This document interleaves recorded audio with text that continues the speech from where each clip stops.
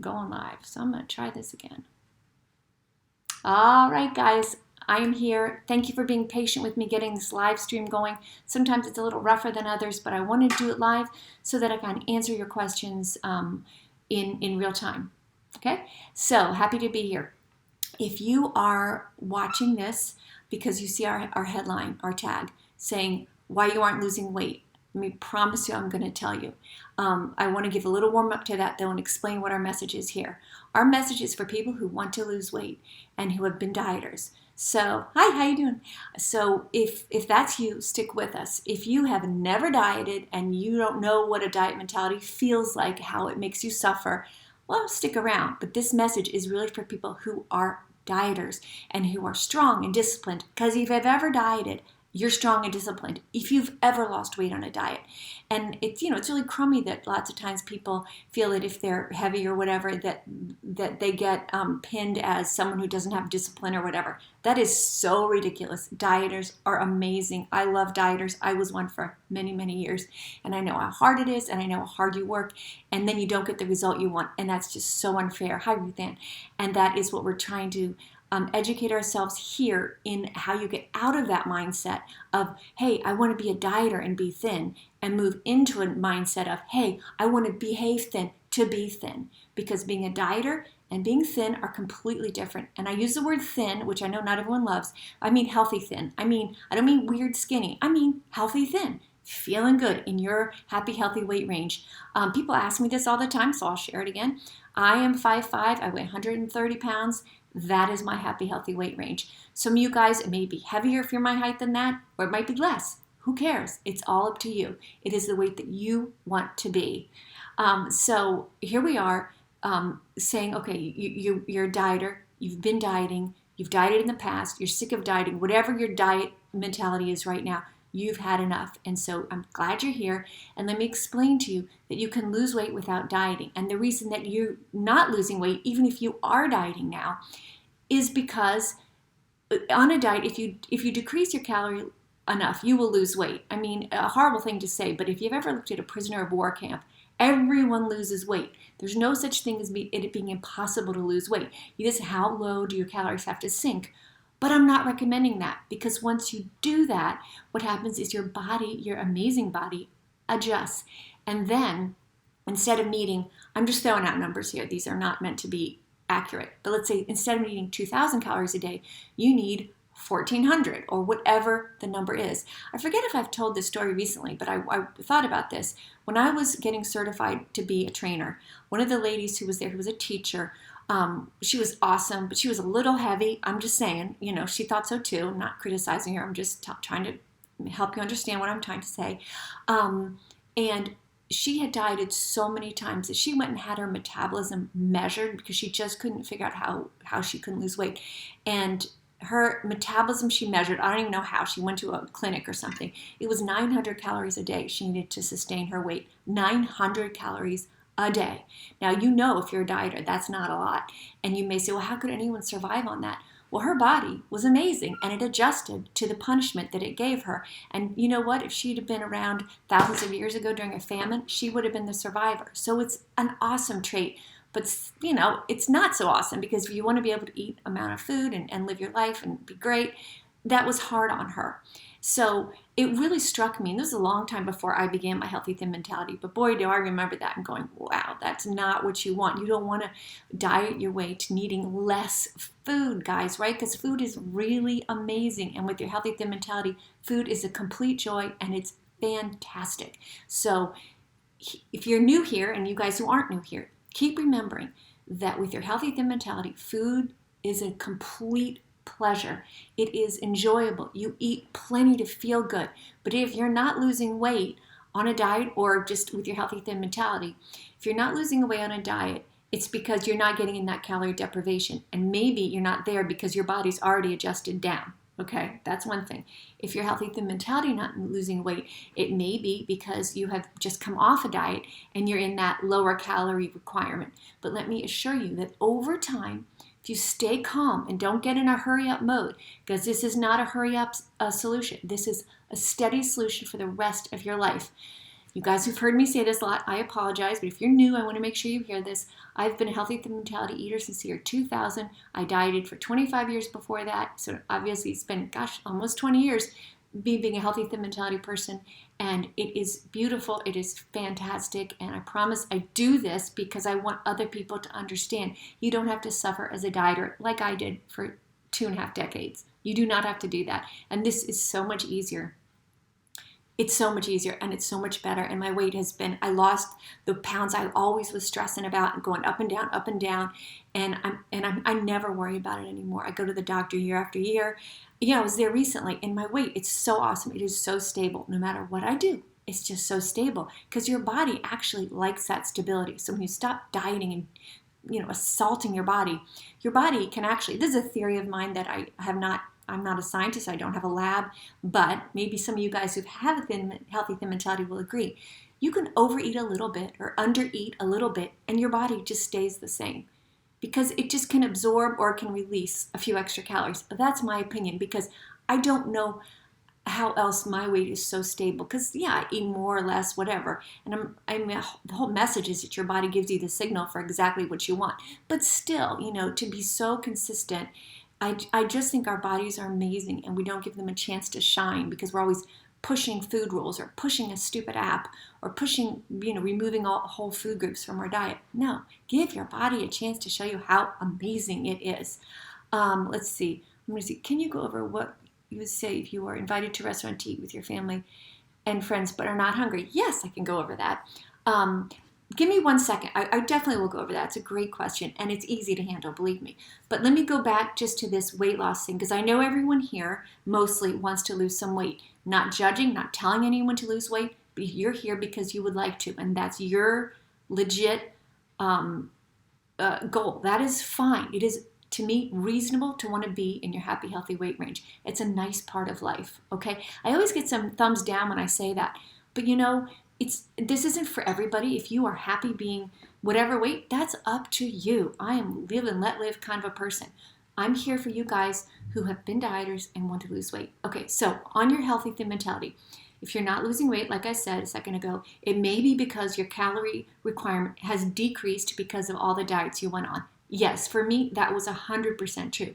But as you do your healthy thin mentality, that starts to heal. And I can eat more now at the age of 59 than I could at the age of 49 or I won't even say longer ago than that, when I was 40 in 2000. So, back then when I first started my healthy thin mentality, I could not eat as much as I can eat now, and I'm much older, and things change, but my body is just not threatened anymore. So that's really nice, guys. And it's not like a ton more, but it's just so nice. It's like, you know how it is after you diet, you eat a normal day's worth of food. It's normal because maybe you used to eat that a long time ago, and you gain 3 pounds. That's the kind of stuff that makes us nuts. And that's the kind of stuff, guys, listen to this. That's the kind of thing that freaks us out and says us running to a new diet, when in fact it was the diet that caused that to begin with. But hey, we want to go out Saturday night and we want to look good and all that stuff. Okay, but have a longer term view of what you actually do to yourself when you slam yourself on another diet. So let me go back to that question now. When you have a healthy thin mentality, in the beginning, I know that's uncomfortable. I'm responding to the question of what do you do when you're invited to a restaurant to eat with your family and you're not hungry? Yeah, it's weird at first because you're not used to this. But I promise when you get into this, it's not hard at all. But in the beginning, just simply say to yourself, I am not hungry. If I eat now, I'm disrespecting my voice, and my voice will stay quiet. My voice meaning my hunger expressed to me in however my body's going to do that. I had a lot of questions this week in Facebook and our private groups. Hey, please join us about hunger. We always have a lot of questions about hunger. And people who are new learn that. What is your true signal for hunger? You learn all that. So anyway, that's another discussion. But when you're at a restaurant and you're not hungry, just say to yourself, the reward for not eating when I'm not hungry is that I get to eat when I am. And as a dieter, that's so miserable when you're hungry and you can't eat. Nope, no food until 6 tonight, and it's noon and I'm freaking starving and I'm at work and I feel poorly don't do that to yourself. When you're hungry, eat. And a great comment that we got this week which I do not emphasize enough, is that when you're a dieter and you get hungry, you have a vision in your head of how much food you need. And you may think, she wrote 600 calories worth. Reasonable. Like, oh, that's about, I'll probably eat like that many calories.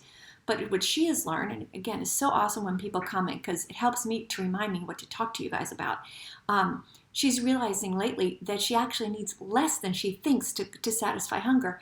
And don't let that scare you or make you feel bad. Look forward to that, wow, you can feel pretty hungry and you might be surprised how much 200 calories, and I don't want you to count calories. I just need to give you an idea of how much food I'm talking about, can really make you feel amazing. And wow, I feel good. That's all that I needed. There'll be times when you need 1,000 calories. Again, don't want you to count, but I'm just trying to give you an idea of the amount.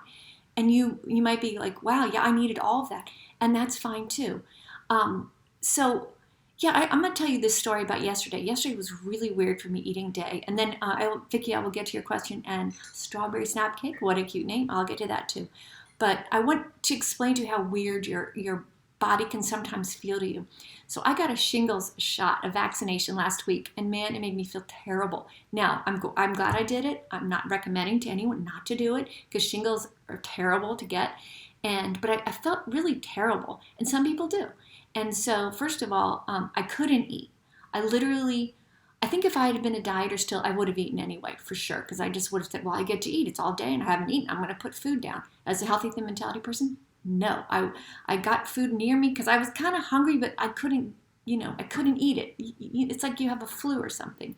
Of course, I respected that because I'm a healthy, thin mentality person, and I know it's wise. So anyway, that was like Friday when I couldn't eat. So yesterday was Sunday, and I got up and I worked out, and I was just really hungry before I went. So I'm going to tell you, I went to McDonald's, and I talk about this a lot, and I think it really turns off people. I'm not saying to go to McDonald's all the time. I just was in a rush, and sometimes my body craves Coke.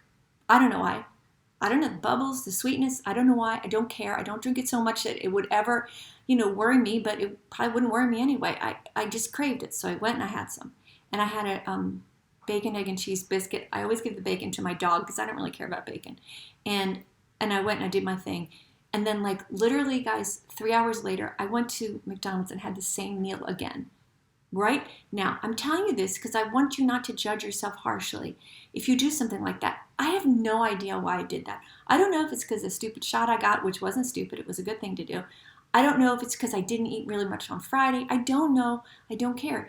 But I'm only thinking about it because I'm talking to you. Normally, I wouldn't think about it at all. I'd be like, yeah, that was a weird day and move on with my life. And then I ate more later and all that. But I'm just telling you, for some reason, maybe it was the biscuit was easy to digest. And again, the bacon probably wasn't, but I don't eat the bacon, again, just because I don't really care about bacon and my dog loves it. What am I going to do? So these are the kinds of things, as a healthy, thin mentality person, you just relax into your life and into who you are as an eater. And I want to say again, I'm not telling you to go to McDonald's twice in a day. I'm not telling you to drink 2 Cokes in a day. And I drank both of those Cokes. I don't know why. It doesn't matter. It didn't hurt me. I feel great today. All good.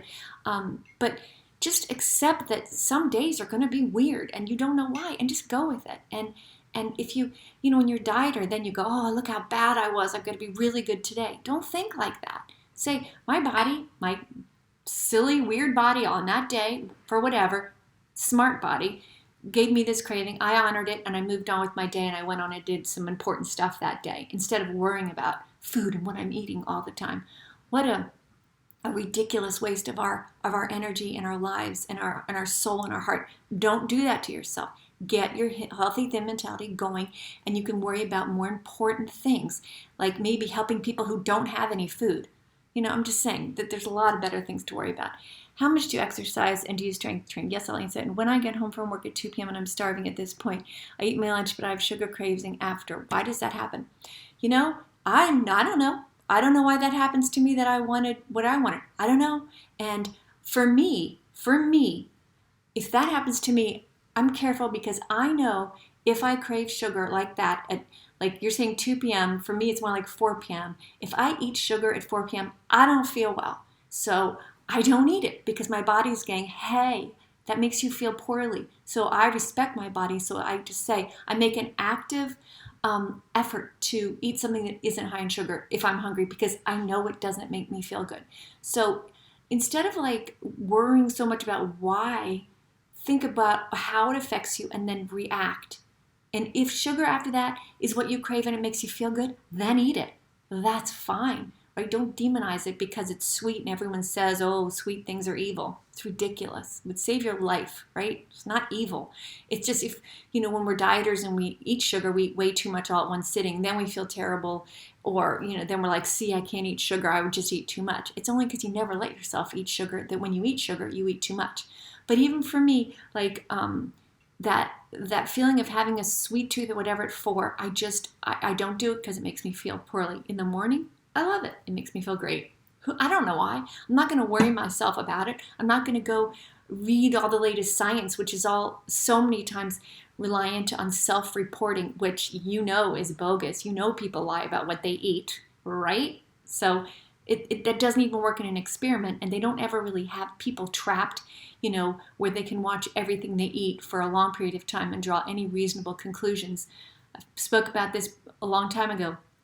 The study that the BBC did in England, it was really it was funny, but it was also sad, where they had people who were supposedly reporting what they were eating to this diet study. Then they had cameras in their house, and they were completely lying about stuff. I would lie too, because, no one's business.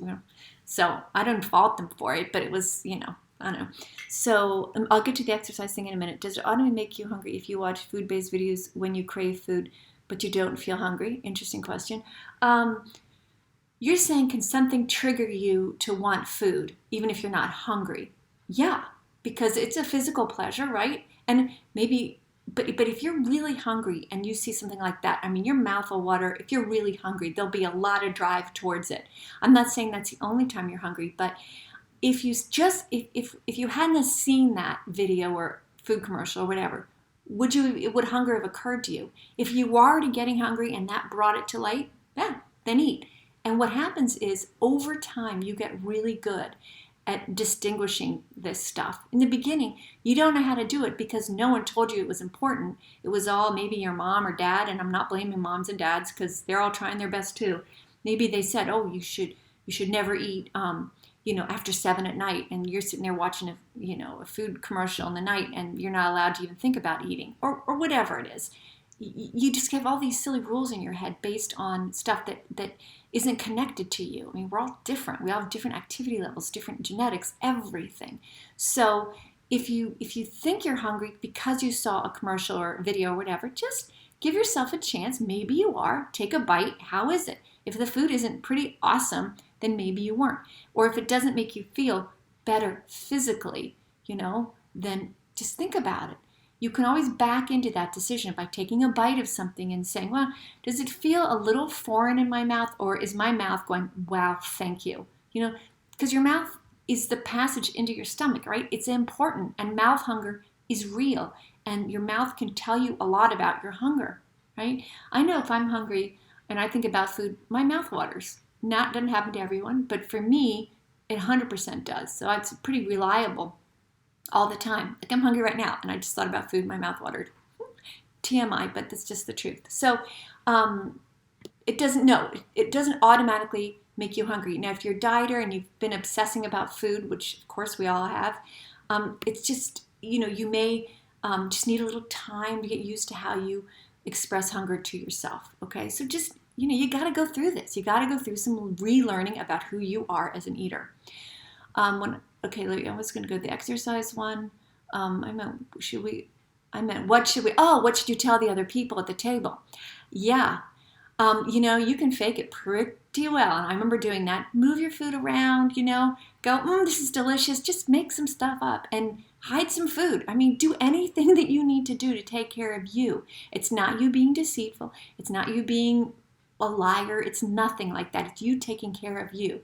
So if you feel pressure, if you feel pressure to eat something you don't want to eat, fake it.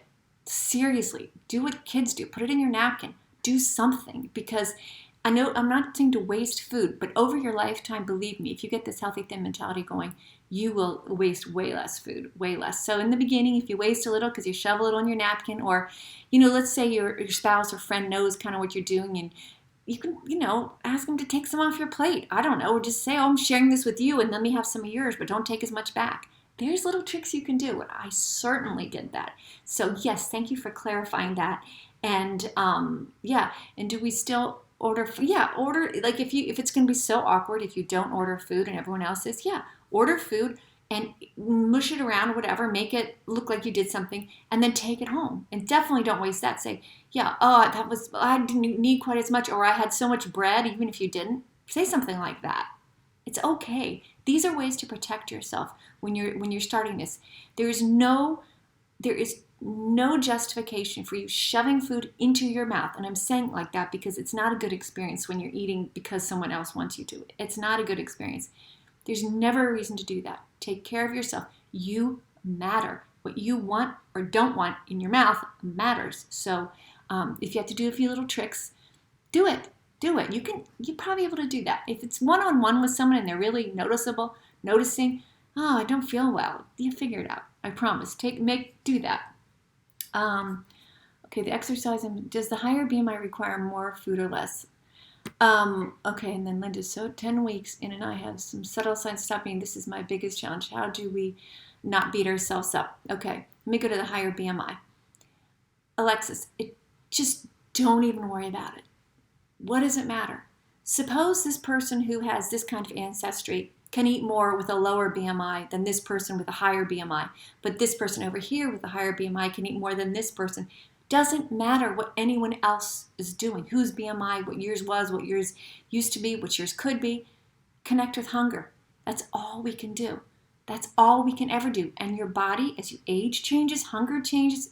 If you're pregnant, we had some people asking about that this week, or if you're nursing, or if you're a guy and you're doing mega marathon training, your health eating mentality goes with you, and it will adjust. And listen to your body. Don't worry about how much should I be able to eat with this BMI. Don't worry about it. That's all up here, and what you want is the messages from down here, from your body, and get your.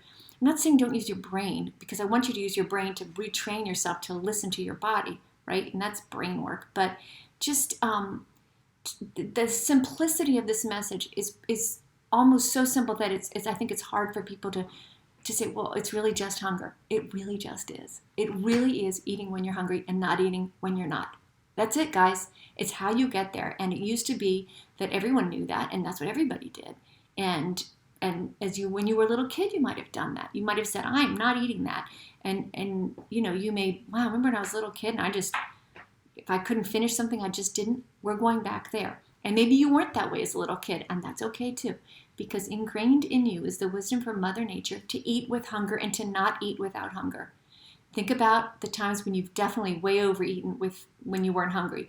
That message your body is sending you, nausea, feeling bad, that's Mother Nature going, stop eating, please, stop eating.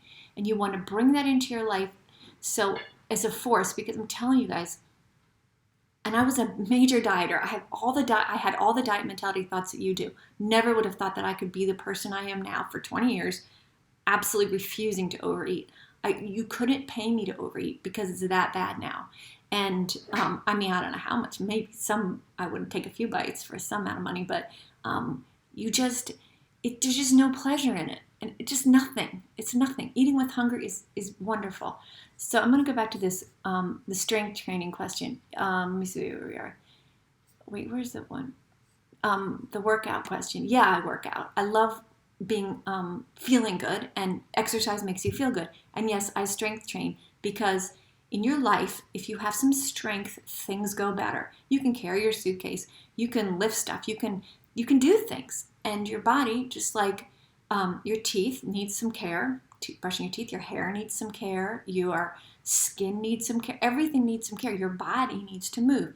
So yes, I do, and I've been pretty consistent with that for a very long time.